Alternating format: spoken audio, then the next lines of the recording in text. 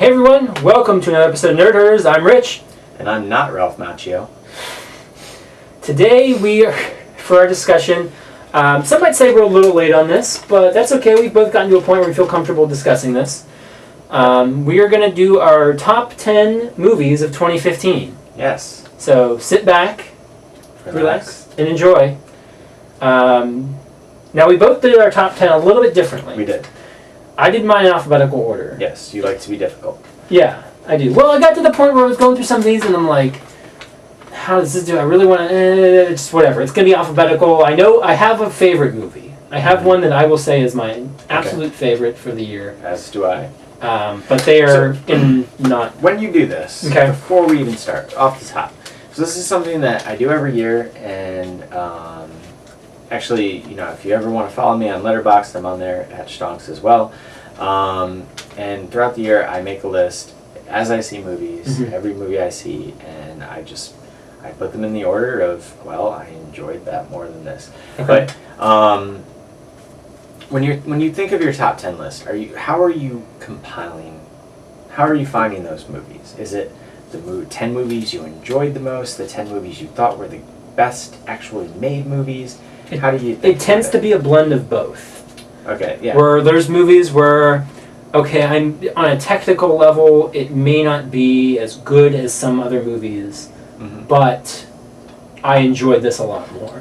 Right. Or it's just the perfect blend of everything technical, everything entertaining, whatever it may be, and I'm like, boom. Like there is a movie or two on here that is some of the bleakest stuff you will see, and there's some of the most fun I've had. Like it kind of just blends. Yeah, I kind of. Which is part of the reason why I did it alphabetically. Right. So I'm not like, well, this one's technically better, but I had more fun at this one. But this movie is not really meant to be fun. Like it kind of gets to that area. Yeah, I mean, I kind of have it that way too. I mean, at the end of the day, there are the probably 4 or so movies that I think were just hands down the best movies of the year, masterpieces that I'll be watching for the rest of my life. And then there are the other 6 that I really liked, and they could have really been in any order. And they're just, I liked these 10 movies more than the other 55 other new releases I saw in 2015. Yeah, step it up, 55.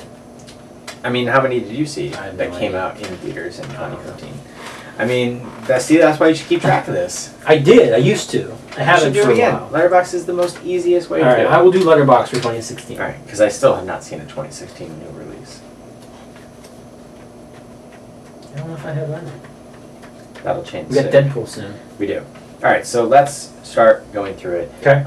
We're both going to reveal our favorite movie at the end, and we're just going to go one by one. So you're going to basically be counting down, and I'm going to be going in from alphabetical minus... Right, 1. and I'm counting down from 10 downwards, but just really it's the number 1 movie that matters the most, I think, for both of us. At the end? Yes. Okay.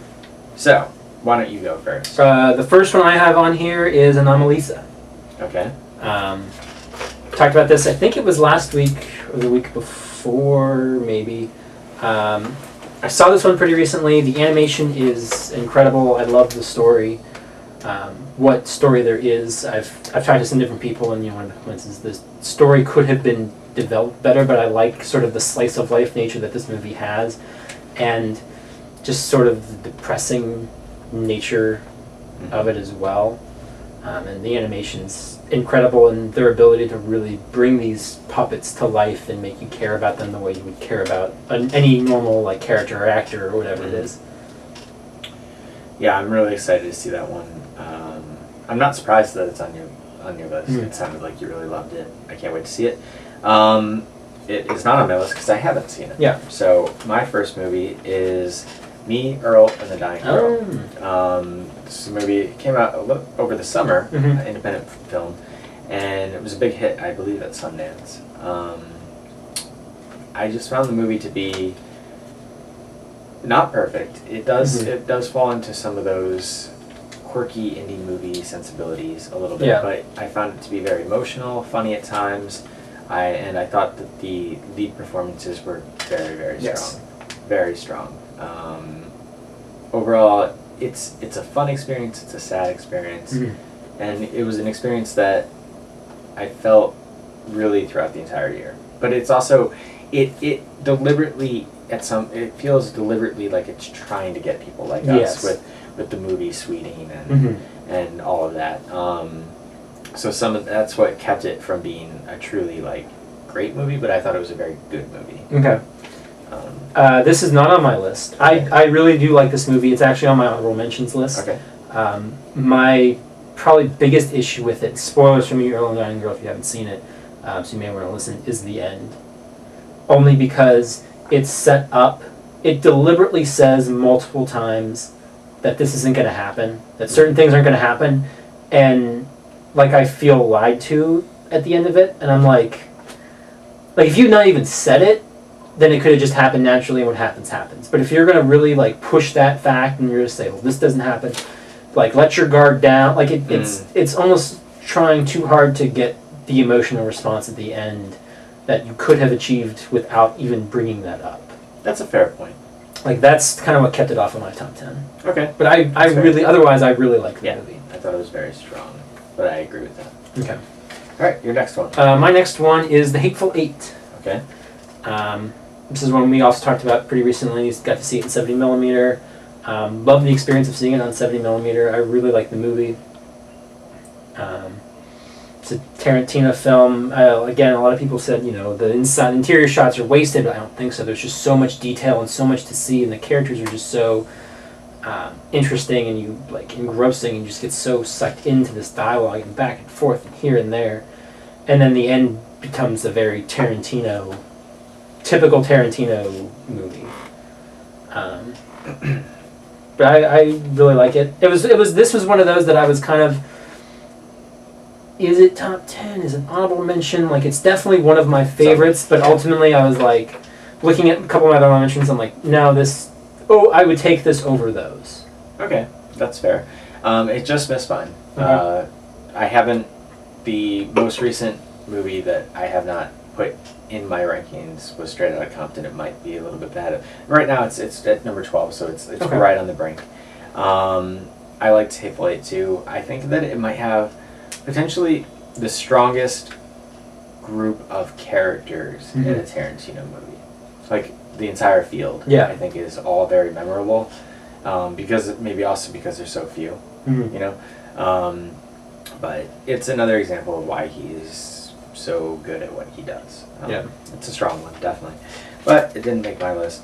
My next movie is Steven Spielberg's Bridge of Spies. Okay.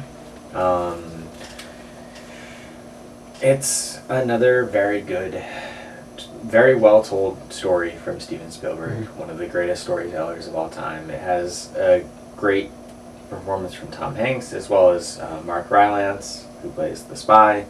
I won't spoil anything because you haven't seen it, and I won't spoil anything for you, but it's not, I wouldn't call it an amazing movie. It's kind of middle of the pack for Spielberg, but it is, again, a very well told story. Cool. And one that I knew nothing about, and it's a true story, and it's interesting in that way.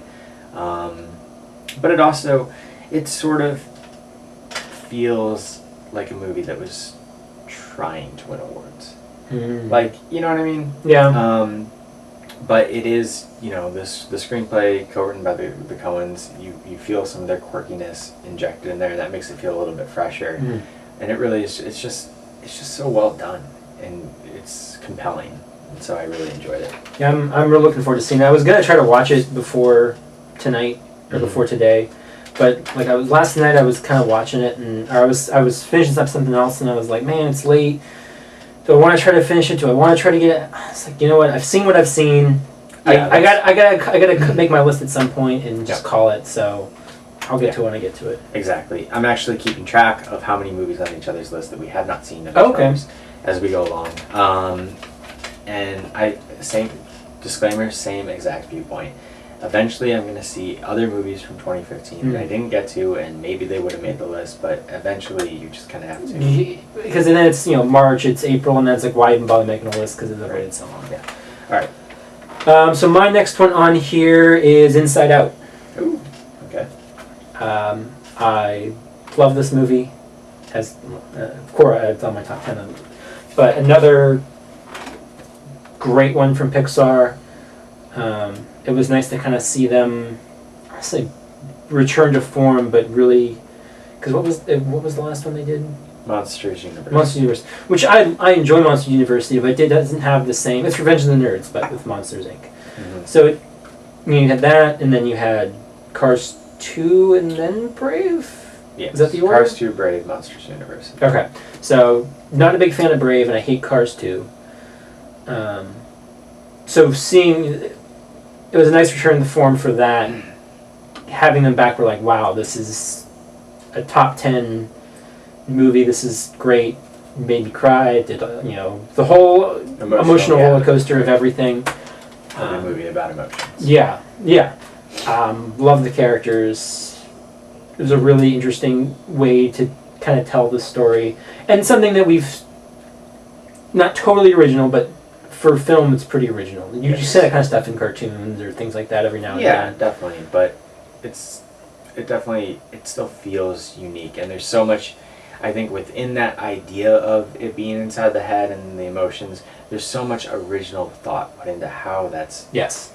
made, and like the way the core The memories, and memory this balls and and this and that. and long-term memory and short-term memory and things that are erased, and all that was just so well thought out, and the dream productions and everything. Mm.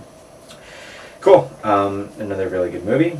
My next film is another one I don't believe you have gotten to see yet, Okay. and that is Ryan Coogler's Creed. I have not seen this yet. So Creed, I talked about it a few weeks ago on the show.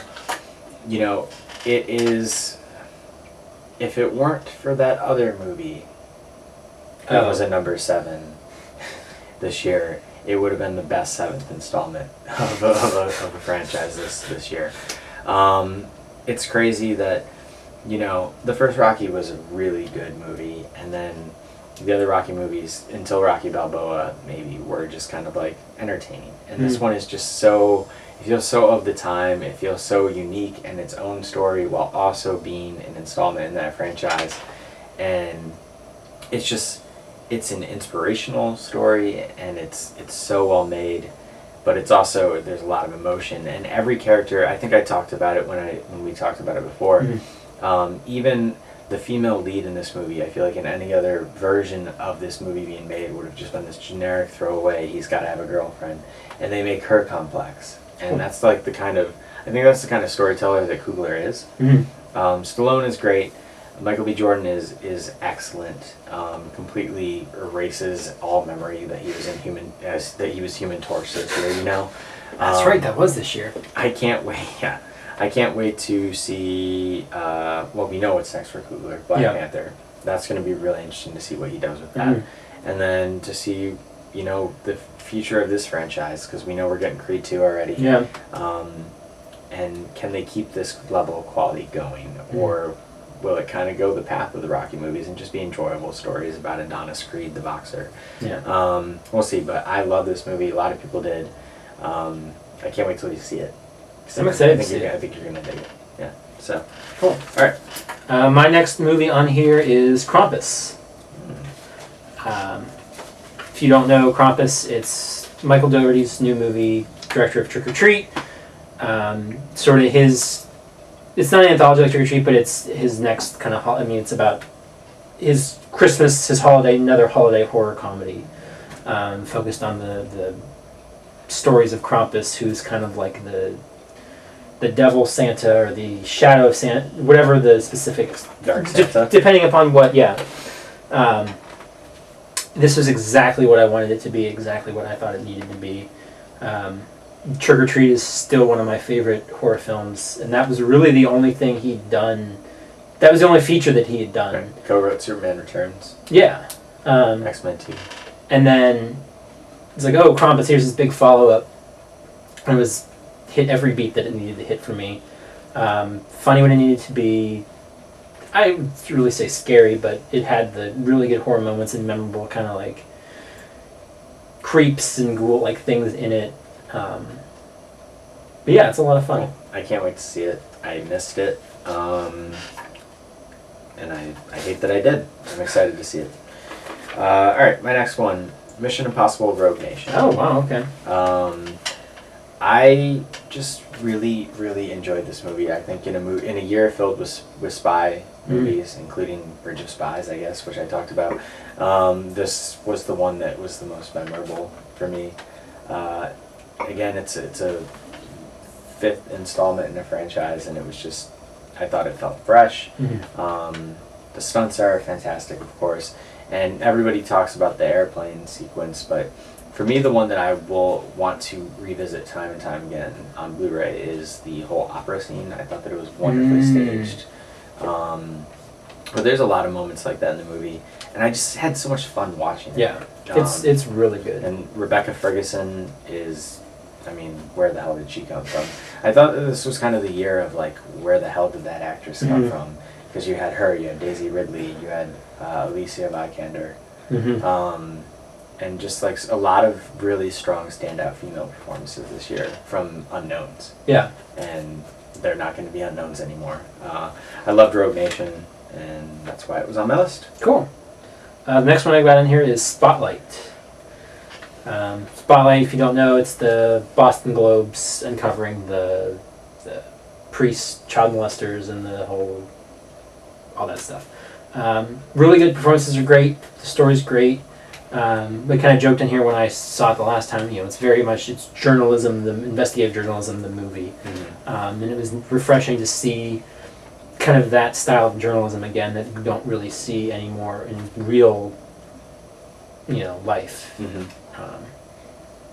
Across the board, acting was terrific. I'm glad Michael Keaton wasn't just kind of I'm back from my one redemption of Birdman and then faded off again. Yes, I was very afraid of that with Birdman. But I mean, he's great. Mark Ruffalo's fantastic. I mean, the whole cast is great. And yeah, they really are. I'm happy to hear that was on your list. All right, I might be talking about it later. Okay. My next movie though is a movie that if people watched what we were up to this week, you talked about it, Ex Machina. Okay. I kind of voiced why I enjoyed that movie. I know that you're still kind of processing it, etc. But I love the movie. It was, I think it's a movie that makes you think long after you see it. And it feels, to me, it's like a modern day Twilight Zone episode. And there's just so much in there, so many layers, great central performances from Vikander and Domhnall Gleeson and Oscar Isaac. Yeah. And I can't wait to see what Alex Garland comes up with next. He was writing compelling screenplays for years, and this was his first feature, and it feels so confident, I think, in his direction. And I can't wait to see what he does next. So Ex Machina, that's my choice. Cool. Next on the list for me, speaking of Oscar Isaac and Domhnall Gleeson. Okay. Next on my list, Star Wars: The Force Awakens. This is something. I think people have heard of this. I think you might have heard of this. Little indie movie, kind of making its rounds. But no, I mean, we've talked about Star Wars: The Force Awakens a lot on the show, so if you don't already know my thoughts on it, you can go watch our full review discussion on it. I've seen it 8 times in theaters probably at this point. I absolutely love it. It still gives me chills every time I see it. John Boyega's great. It's really kind of weird seeing him go from Attack the Block to this. Daisy Ridley is incredible. If you don't, clearly I'm a Star Wars and Daisy Ridley fan. But I don't know what else we can really say about Star Wars at this point. But we've said so much. We've said a lot. It would have been really weird if it wasn't on your list. Yeah. I'm like, what happened? After it, it's really good up until the 7th time, and then it kind of dips a little bit. But the 8th and 9th time, just brings you back in. Insane. All right. My next movie is a movie that I'm sure we're gonna hear from you eventually. Mad Max Fury Road. Yes.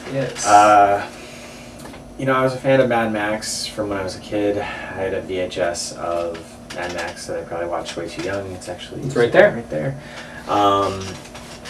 I remember as a kid, I really loved Beat the Weapon. And I wanted to see more of Mel Gibson, so my dad got me the VHS, and I love Mad Max, and I've always loved Mad Max, but you had heard about Fury Road getting made for all these years, and it was like, okay, it's Tom Hardy, I like him, and it seemed like it was so troubled, the production, and then that trailer came out, and I was like, oh my god, I like this trailer, like, what is this movie? I remember being like, I think, we were around each other, and I was like, have you seen this trailer yet? And we're like, oh my god, this looks like so, what is it? And the movie delivered. Yep. It delivered the goods, and it was so, I can't believe Warner Brothers gave them the money to make this. Yeah, I George Miller had this in him. Like we've talked about before, like this is a movie by everything about it should not exist. Yes. By all accounts, this should not be a movie that was ever made. Yeah. I know at the producer, I don't know, this is up for Best Picture, and that's great, and it's not going to win, but I think that there's not like a studio awards, but if there was a studio awards, I would give it to, Disney did all these great things acquiring Star Wars and blah blah blah. I would give it to Warner Brothers, like, for getting this movie made. Yeah. Like, they get a pass from me. They make a lot of bad movies, but they get a pass that they let this thing happen, and they released it in May. And it's so good. It's so crazy that it's become well known. Everybody knows, like, the whole thing. A bunch of filmmakers have said, like, how George Miller took them to school. Like, he showed them how to do modern action. Yeah. Like, we see so many action movies, and they're just, okay, yeah, it was fine, it was this, it was that, but then, like, this came out, and it was just non-stop. Like, everything was so on point. Yeah, it's a great movie. It's a great action movie, and it was a great time. Yeah. So it had to make my list for sure. Cool. Next one I've got on my list is Straight Outta Compton. We talked about that a little bit yesterday. I really like it. I'm very curious to finally watch the director's cut and see kind of what they added, but like we talked about before, it's some of it is kind of a standard biopic, but the story is just so interesting, and the acting and performances in it are just so good. Like, everyone is just perfect for their roles. I mean, the music's, it's NWA, the music's good, but yeah, like, this is a story that I really didn't know much about, and I remember coming out of it and going, like, wow, it's 2.5 hours. I could have sat in here for like another 45 minutes and been fine with it. Yeah. Not really had a problem. Yeah, I mean, I feel like I said, I didn't feel right putting this movie in my top 10, having only seen it a day ago. Yeah. When we're doing this. I like to spend a little bit more time thinking about a movie before I can really justify doing something like that, but it is so strong. Again, I mean, we know obviously the story of where things have gone, but there was a lot of things in there I didn't know. It'll be really interesting to hear, like, once you see, like, Boys in the Hood and Friday and some of those movies, that were definitely inspired by this whole experience. It definitely shaped some of that. It was really cool. I didn't mention when we were talking about it, like, seeing, Tupac in there and seeing Snoop Dogg and seeing some of that stuff too. And that was one of the things I mentioned this to you a little bit earlier, prior to we recorded, but, like, those were moments in it that could have felt really cheesy, like oh, here's this random person that you guys all really know, and look, he's involved in them, but it works. Like, it's kind of just put in there. It's really not made a big deal about too much. Yeah, they just kind of walk. It's like, oh yeah, I'm talking to this guy, Snoop Dogg, whatever, and we're recording. It wasn't like, in walks Snoop Dogg, and this is happening, and look, it's the guy that you know a lot about, and it's still really, like, it works. Yeah, absolutely. And the other thing, just while we're talking about the movie, because I meant to bring it up the other day, it also kind of made me like Ice Cube is still, I think he's hilarious in the right roles. I think he's great at the Jump Street things, but it also kind of made me feel a little bit weird that, like, Ice Cube was in, like, those Are We There Yet movies. Yeah. Like, it was like, what happened to you? In a way. Yeah. Like, I wouldn't mess with Ice Cube still, but it was kind of like, you were out of Compton. But now, like, it's a little bit weird that he's into that like stuff. His and family I'm surprised movies he doesn't get a little bit more flack, but maybe people are just like, you're getting your money. Well, I remember before the movie started, I think it was the Ride Along 2 trailer played, and I was just kind of sitting there like, what happened? Yeah. Like, what? And him and Kevin Hart a couple weeks ago were on The Bachelor. Like, they were on The Bachelor. Like, as bachelors? No. Like, they went, like, The Bachelor and a girl went on a date with Kevin Hart and him, and they're, like, doing all sorts of shenanigans, and it was like, the guy that you were would have never done that.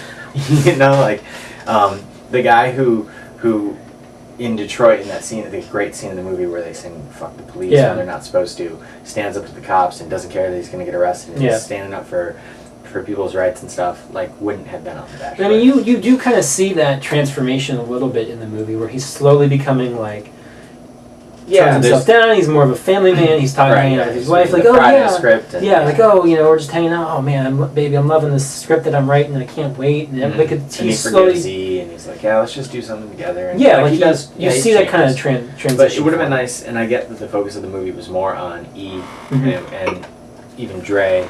Yeah. At a certain point, he kind of walks out of the movie, even though he's still a presence in the rest of it.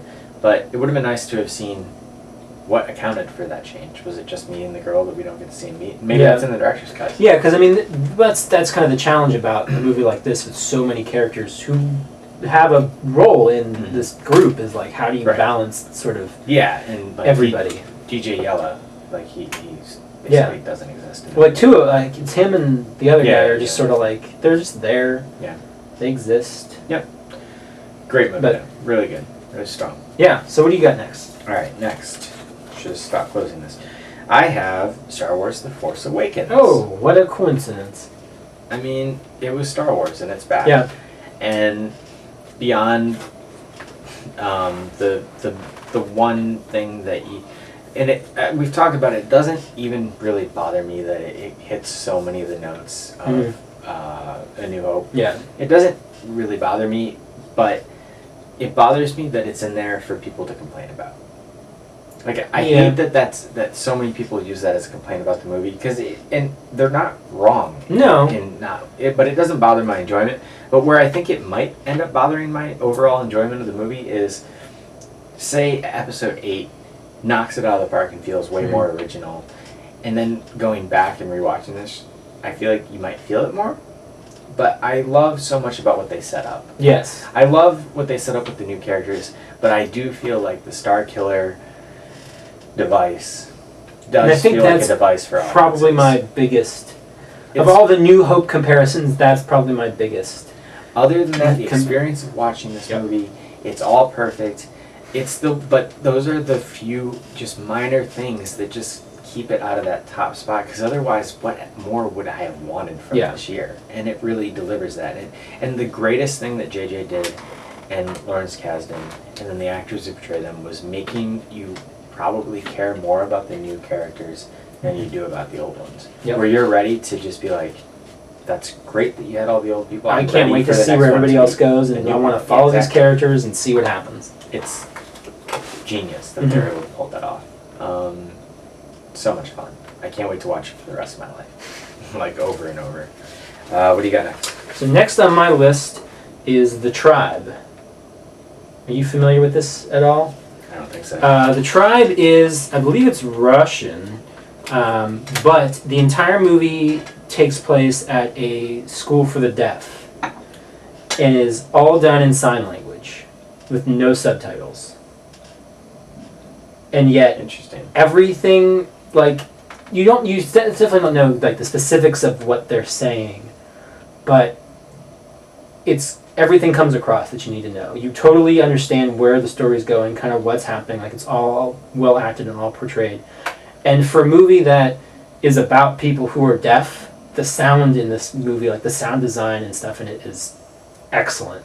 Like, just the way they use, because if I recall, there's no score, there's no music. Like, it's all like ambient sound and this and that, but it's so like bleak and dark, and like if you say, "Oh, well, I'm going to watch this movie. It's got no subtitles and it's all done in sign language," you think, "What the hell? What that's going to be?" Why would- But it's just so good, and it's such like a feat of filmmaking to really bring something like that across.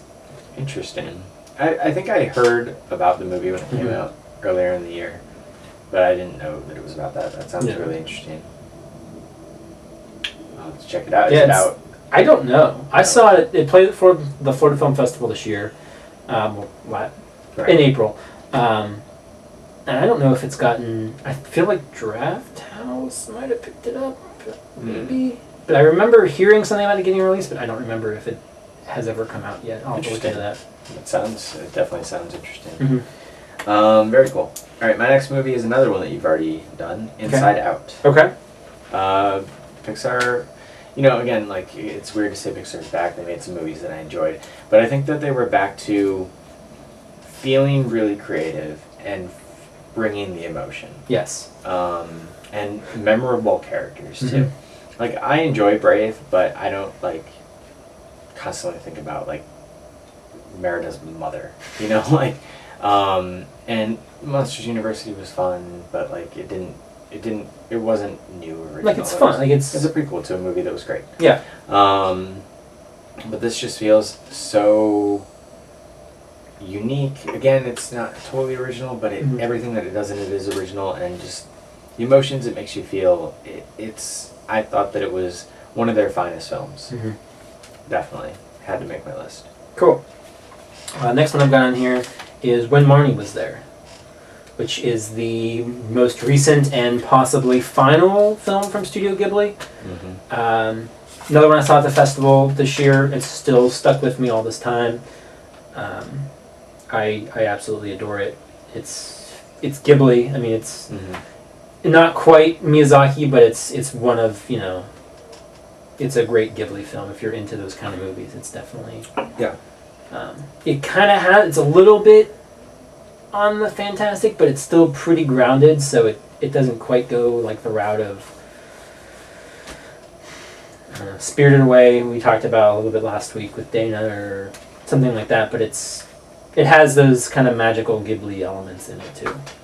Yeah, I'm definitely very excited to see that. I wish I had seen it, when I played at the festival, and I'll be seeking it out soon. It's definitely high up there on my list of things to watch. My next one, another one that you already talked about, Spotlight. Spotlight. Everything about it just seemed like it was like, if I were to dream up what a movie I would want to see, like, it checks like all the boxes, like investigative journalism. Like, I love when they do that in movies. Like, I love when they go in depth with like that type of investigation. Yeah. Not journalism, but the investigation. Like, it's why I've talked about it before, but why Zodiac is one of my favorite movies of all time. And it feels very reminiscent of that, and part of that is probably the Ruffalo connection. But it's the obsession over finding something out. But then this is like that movie, this is real life, and what they uncovered and what they changed, and what that it shows it in that way, but it just feels so real. Everything about it feels real. Yep. And not showy, just to be showy. There's not like, there's maybe the one scene where Ruffalo is like screaming and yelling and like, we gotta get them, and and that might be like the one scene that kind of feels a little bit like, we need that really dramatic moment. Exactly, but it's still, you believe that guy probably really did that in real life. And I listened to a breakdown of this movie with two entertainment people who worked at the Globe during this time, and they knew all these people, and they're just saying how the way that the actors portray these people is so like how they were, in ways that it didn't even make sense to them that they would bother to take the time to capture that in their performance. Wow. And that's impressive. Yeah. That's great. They're like, I felt like I was watching my coworker. And that's great. That's awesome. Yeah. Well, that's what I think makes the, like, other than that moment, there aren't those really like heavy dramatic moments. Like, it's all very kind of subtle, and it works really well. Yeah. Really, really, I don't know. It was an experience for me watching. It was everything I hoped it was going to be. Cool. So right, we're down to our number ones. Number ones. My number one movie of the year, 2015, is Mad Max: Fury Road, which we just talked about a little bit ago. A little bit. But yeah, like this. It was one of those movies that, like, it had a lot of hype for me going into it. I really hadn't seen a whole lot of Mad Max prior to this. Like, I'd seen the first one years and years ago, and so I revisited that, and very different than from what I remembered it being. And then, like, that first trailer came out, and I believe that was one with, like, the opera music and stuff on it, and I was like, holy shit, I need to see this. Like, I will be there opening night. There is no question this is something I need to go see. And like the hype for it just kept building, and like the reviews kept coming out, and like this and that, and it's one of the few movies that had so much hype to it, and it managed to live up, if not surpass that hype for me. Mm-hmm. Yeah, hype from like hearing advance word on what people had said, Yeah. and hearing like you hear things like I remember early on, like a year before it came out, like Entertainment Weekly did like a cover story on it, like Mhm. randomly, and they were talking about how like George Miller had storyboarded the whole thing, and there was no script, and it was all storyboards, and it's one continuous chase basically, and I was just like, that sounds amazing. Yeah. But then like I don't think that people that didn't read that stuff don't read advanced word, like Mhm. people didn't know what this was, but it caught on. Like, Yeah. you could tell that people were like telling other people, you got to go see this movie. Mhm. And that's awesome. Like I remember there was somebody like on my Facebook who was like, "Oh, we were gonna go, but we decided not to. We didn't want to spend the money." And like me and like 5 other people were like commented on it and said, "No, you doesn't matter how much whatever the ticket price is, you need to go see this in the theater." And she came back and the comment later was like, "Yeah, you guys were right. It was." And like it's nice to see practical effects again. Like there's some CG in it, but like to legitimately see them like doing this stuff on the cars, and you watch the behind the scenes footage of them like on these poles and swinging back and forth, and Yeah. And there's not much CG. Like No. it's so much of it. And I remember like the first second of this movie, the first time I saw it, like there's that lizard that you see. yeah, And it doesn't look great. And I was kind of like, I thought that this stuff wasn't good. And then like he bites its head off, and then you think, and then I remember thinking like, is that them that's saying like fuck CGI, like he killed like you know, and I was like, all right, let's go. And then like it's just so memorable. once it starts, like it just does not stop. It doesn't stop, and it really. There are a few movies on this list that I know I will revisit yearly forever, Mhm. and this is one of them. Yep. Absolutely. Because even a movie like A Spotlight, which I loved, like I will rewatch that movie whenever it's on, but like it's not one that it is heavy, you Mhm. know, and like Mad Max, like if it's on, and it's been on HBO a lot lately, if it's on, I'll stop and watch 20 minutes of it. Yeah. It doesn't matter what I'm doing. And I mean, it just is that kind of movie. Mhm. But it's not my number one. Okay. I already talked about it. You did. What's your number one? My number one is Steve Jobs. Okay. And first of all right, so I really enjoyed Straight Outta Compton. Mhm. That would be the other biopic that would have made this list. And Steve Jobs is a biopic, but it reinvents the way that you visually tell Okay. and narratively tell a biopic. And it does it in such a unique way that I feel like only a writer of the caliber of Aaron Sorkin could have come up with. Mhm. And Aaron Sorkin is not somebody that I always loved. Okay. I think that he's done some amazing things, you know, Social Network and Few Good Men and you know, elements of The West Wing. I haven't seen all of it. I've seen some of it. But sometimes I hate him. I thought The Newsroom, and I watched all 3 seasons, is kind of trash. But he captures something here. And he invents a way to tell the story in such a unique way. And then Danny Boyle's visuals on top of it. And then the acting from everybody across the board, from Fassbender on down, is just so electric in every single interaction and sequence. And the way that, like, you can have just a dialogue scene between 2 people feel like a 15-round boxing match, because it's just so perfectly captured in every element of filmmaking. I mean, the movie blew me away. And I didn't, you know, it went through so much trouble to get made. Like, Fincher was going to do it, and then he dropped out. Mhm. And Leo was going to do it, and then he dropped out. And then it was going to be this person, and they didn't. And then it Yeah, I remember seeing a lot studios of and the all this stories stuff, and and all this, and it just seemed like a recipe for disaster. And Danny Boyle, again, like Sorkin, sometimes I really like him, and sometimes I hate his movies. And it was just like, I don't know what to expect from this. And it's so good. I can't recommend it highly enough. I'm really. And a lot of excited people to wrote see it off. It made no money. Yeah. Um, I remember I was going to see it, and it was only in the theater for like 2 weeks or 3 Yeah, weeks. Some really short nobody run. went. The amount of people that I heard at, just say, work, or just even Dana from Dana Mhm. Explains, who are just like, I don't want to see a movie about Steve Jobs. Well, it was like there's this. another. Well, Steve yeah, that Jobs was the big one I heard. It's It's like there's been like 10 of them. It's like, what, didn't we just get a Steve? And I think that might have been against it too. Is like we just it had was definitely, but even that, I feel like the Ashton Kutcher Steve Jobs movie is like years old now. It's not like it came out last year. It's only like 2 or 3 years old. But like I feel like that came and went, and it didn't. Yeah. It didn't get like big publicity. It was terribly reviewed. It didn't make money. Like I don't understand where that perception of another Steve Jobs movie. Like I mean, Yeah, but I mean, we look at this and we're like, oh yeah, this director, this, and the general public who doesn't necessarily, oh, it's Danny Boyle, oh, it's Aaron Sorkin, oh, it's this. We'll just go, didn't we just? I feel like I just rented that Steve Jobs, some Steve Jobs I movie. totally agree is with it you. back? Is it another thing? Is it the same movie? Like, what are we seeing? I agree with you. I just feel like I wish that they would realize like it's like comparing like art to like that company that makes like Transmorphers and Snakes on a Train. Yeah. It just like rips off. Like it's just like so frustrating.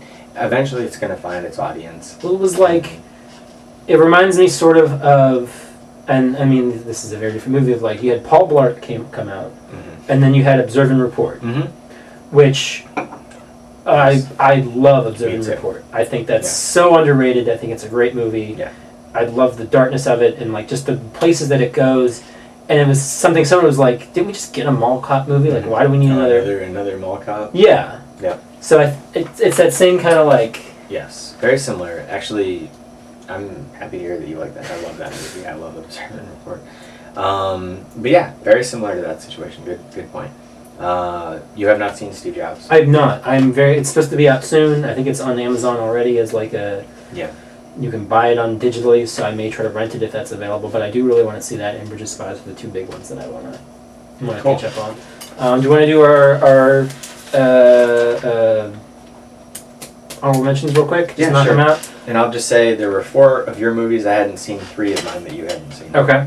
This is Bridge of Spies, Bridge of Spies, Steve Jobs, and Creed. Creed. And Okay. then I hadn't seen The Tribe and Marnie, Krampus, Anomalisa. yes. So my 4 honorable mentions. First one's Crimson Peak. Guillermo del Toro's latest film. I really enjoyed it. I know reviews were kind of all across the board. Mm-hmm. I actually really dug it. Was really into it. Muriel and the Dying Girl, which we talked about. Sleeping with Other People, which I really liked. Jason Sudeikis, Yeah, I'm really Alison excited to see Brie. that one. I think that's on Amazon or something already. It might kind of an anti-rom-com sort of thing. I like their chemistry works really well together. I like seeing Alison Brie, doing more and kind of getting out there more. Mm-hmm. Did you watch Mad Men? I have not seen Mad Men, but I do know she's Yeah. in that. And some real good moments of heart in it that you wouldn't normally necessarily expect. Like it has a good heart and some emotion to it. And then the last one I have on here is What We Do in the Shadows, which was the vampire mockumentary. Yeah. I came this close to watching that last night. Really? And What's it on? It's on HBO. Okay. Yeah, that one's really good. And there's a sequel, if you don't know, coming out called We're Wolves. I heard great title. But yeah, that's a lot of fun. Definitely one of the probably best comedies I've seen this year. Cool. Awesome. So my next 5 quickly Okay. would have been Big Short. Okay, just Really- need to see. Really strong movie. Hateful Eight, Age of Ultron. Oh, Again, still, I really enjoyed it. There's so much that I really liked in there. It's just, it wasn't as fun or entertaining or memorable Yeah. as some of the other Marvel movies. Kingsman, Secret Service, I still need to see that. and Sicario. Oh wow, That would okay. have been the next 5, and I mean, I could keep going. Yeah. But, there were a lot of movies this year, and we can't go in depth on all of them. Was there, on the spot, worst movie you saw last year? No, that was this year.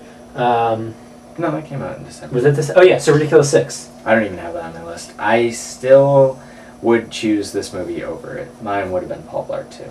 Oh, see, I didn't see Paul Blart 2. Yeah, my worst 3 movies were Paul Blart 2, Jupiter Ascending, and Hot Tub Time Machine 2. I skipped all 3 of those. And you Prob- were clearly for the wise best. to do Yeah. so, sir.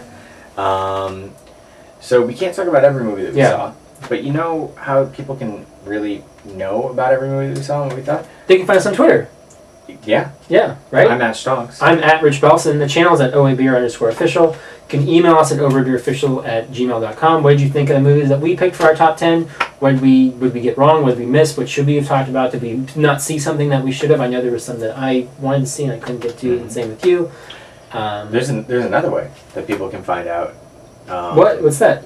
All the things that we watched and what we thought about them. What am I missing? Well, they could like us on Facebook and yeah. they could subscribe. Yeah, And you subscribe can. because weekly we talk about what We we've do. been up to. We and talk then you won't about miss the thing. movies and stuff. Every now and then we'll do a special discussion on one particular movie or something. Facebook, we're at facebook.com/overbeer. YouTube, search for Overbeer Nerd Herders. We're still trying to get that custom YouTube URL. So, like he said, subscribe to our channel and get all of our updates. Share it with your friends, Just all do that it. great stuff. Just do it. I think it's going to wrap it up Mhm. for this week, or for today. So until next time, we'll see you guys later.